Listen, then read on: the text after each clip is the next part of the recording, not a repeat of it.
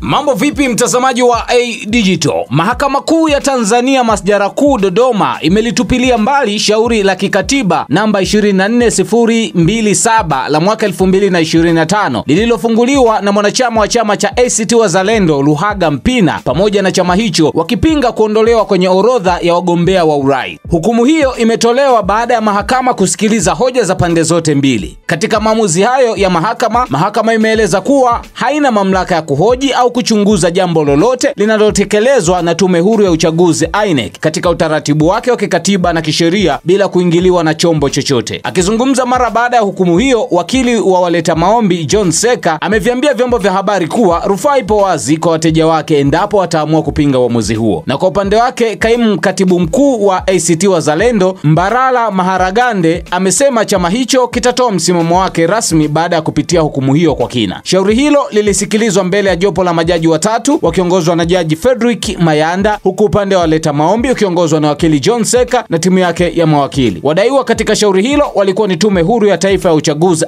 INEC pamoja na mwanasheria mkuu wa serikali. Hicho ndicho ambacho kimeendelea kuhusiana na kesi ya mtiania kupitia chama cha ACT Wazalendo katika nafasi ya urais Luhaga Mpina. Endelea kuifuatilia A Digital. It's your boy King Kali, nyama mkali. Hivi ndivyo ambavyo huwa nafanya.